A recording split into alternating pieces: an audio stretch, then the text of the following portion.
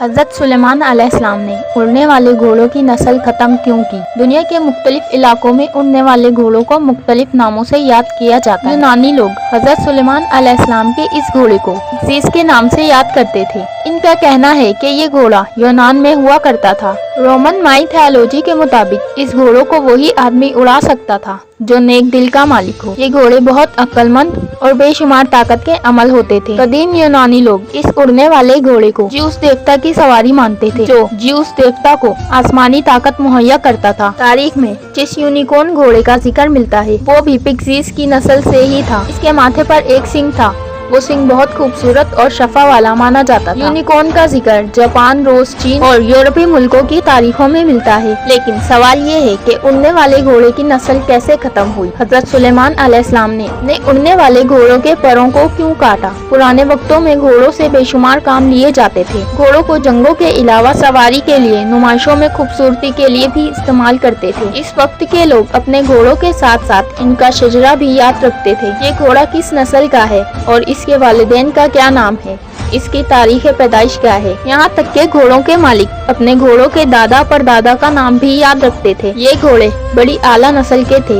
इन घोड़ों की परवरिश के लिए बड़ी बड़ी तनख्वाह पर नौकर रखे जाते थे। घोड़ों के रहने के लिए आला जगह का बंदोबस्त किया जाता था। इस जमाने में जो आदमी अपने घोड़ों का शजरा नस्ब याद रखता था इसको दाना शख्स माना जाता था। रिवायत में है कि हज़रत सुलेमान अलैहिस्सलाम की बीवी मलिका बल्कीस हज़रत सुलेमान अलैहिस्सलाम के उड़ने वाले तकत से बहुत खुश होती थी। इनकी भी ख्वाहिश थी कि वो भी हज़रत सुलेमान अलैहिस्सलाम के साथ उड़ने वाले सफर में जाए और शहर के मजे हासिल करें। एक दफा इसने हज़रत सुलेमान अलैहिस्सलाम से कहा कि ए सुलेमान अलैहिस्सलाम, आप हर वक्त उड़ने वाले तख्त पर बैठकर पूरी दुनिया में सफर करते हैं। मेरी भी ख्वाहिश है कि मैं भी आपके साथ तख्त पर बैठकर सफर कर सकूं। जब मलिका ने अपने ख्वाहिश का इज़हार किया तो सुलेमान अलैहिस्सलाम ने फौरन हवा को हुक्म देते हुए फरमाया कि मलिका को दुनिया की सैर करवाओ।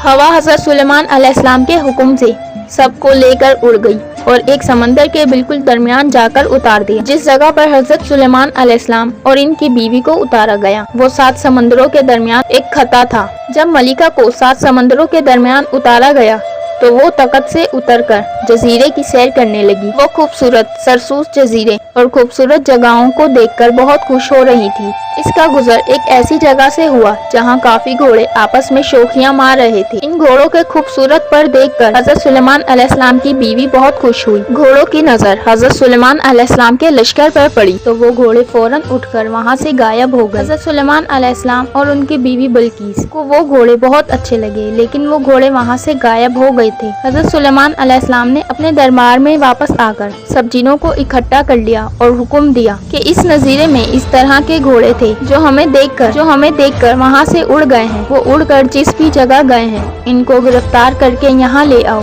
आप सल्लल्लाहु अलैहि वसल्लम की बात सुनकर समंदरी जिनों ने जवाब दिया कि हमको मालूम है कि वो घोड़े समंदर के किस हिस्से में आबाद हैं। वो सब समंदरी जिन इन घोड़ों के पास गए। इस वक्त सब घोड़े समंदर से पानी पी रहे थे। जिन्होंने एक तरकीब लगाई कि इनको किस तरीके से पकड़ा जा सकता है।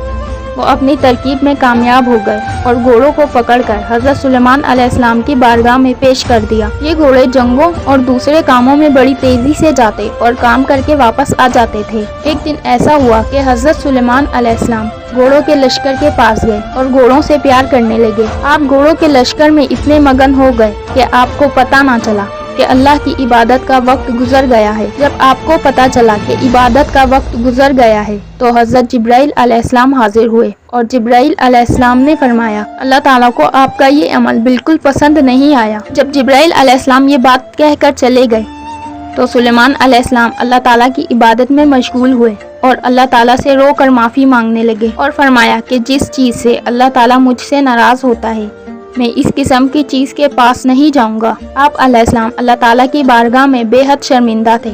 उन्होंने घोड़ों को पेश करने का हुक्म दिया। जब आप अलैहिस्सलाम के सामने सब घोड़े पेश कर दिए तो आपने इस किस्म के सब घोड़ों के परों को कटवा दिया।